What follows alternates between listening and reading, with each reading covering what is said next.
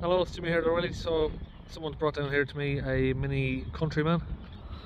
Okay, so I think it's the 2-litre engine.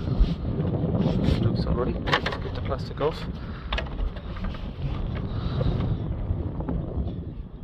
So he's had this to a couple of garages and they've been cleaning the DPF, but very shortly afterwards the problem comes back and they've replaced a lot of different items. Well, I can see that they've already replaced that. That looks like it's been replaced. Airflow meter's been replaced, even though it's not sitting correctly there. Okay, so I'm sorry if there's wind noise out there, but yeah, he's had 6 or 7 sensors replaced and the DPF's been cleaned 3 times, but the problem keeps coming back. So we're here to figure out what's going on. So I'm going to set up the launch Sure tab 3 here. Do an intelligent scan. Let's get the ignition on, make sure that's on first. So we're in. So from what I'm looking at so far and what the customer's telling me, it looks like he's going to have an air issue, something, because obviously they've replaced the airflow meter, the boost sensor, the map sensor, the couple of the pipes and various other bits and pieces. So definitely a airflow issue or a boost issue. I think they've obviously replaced the boost solenoid down there as well. You can see that that's brand new. So they've run out of parts that they can chuck at it, so let's see if we can just figure out what's going on here. Okay, we're in, so we'll do a high-speed scan. Let's see what we're looking at here. Brake lights, air conditioning, engine. We have 480A particle filter. That means the particle filter is blocked. 4862 air system, air to EGR mass flow plausibility.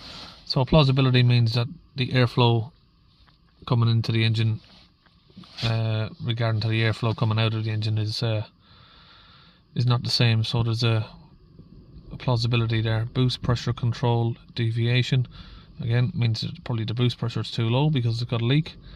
Electric fan voltage return measurement plausibility,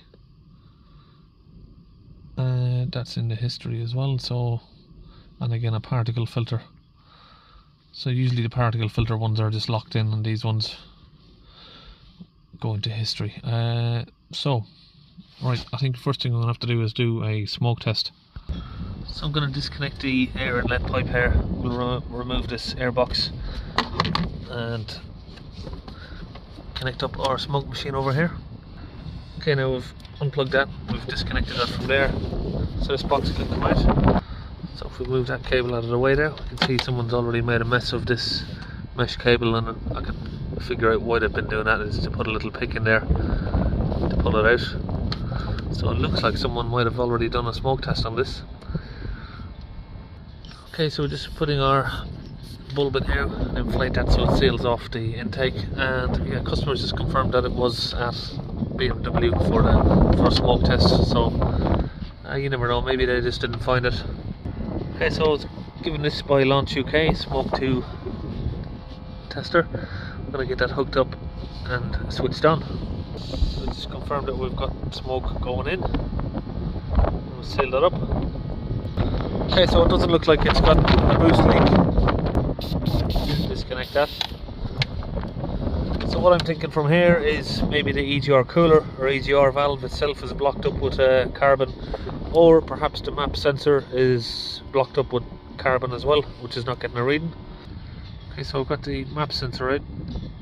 It's dirty, but it's not blocked. Neither is the port that it goes into. Okay, so just unclip the inlet pipe here. Gonna have a look at the turbo. It's really difficult to get the camera down here, but that's using all of my force of my hand. The turbo is not spinning. So the turbo is definitely jammed up, and I think we found the problem. So I'll just get my inspection camera in here. Now I'm not sure if you can see there, but if you look at the side wall of the turbo right there, you can see where it's been scraping the metal. The fins have been scraping the metal there. So it's catching the wall as it goes around. See there again on the right corner there, lower right corner, you can see that there's markings around the edge of the turbo. And like I said, if I get my finger onto the blades of the turbo there, it turns, but with a lot of force.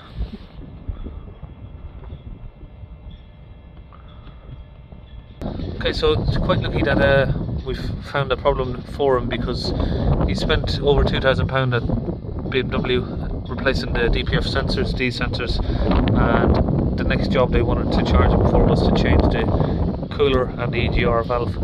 But it's lucky that we found the issue there, which is the turbo, so he's not going to be wasting any more money. Okay, so now we've put all that back together, and obviously at the start I was assuming that it was an aftermarket garage that had done some of the work on this, but it was a BMW garage. After BMW had failed to fix it, after 4 or 5 attempts, he's brought it to another garage who does DPF cleaning.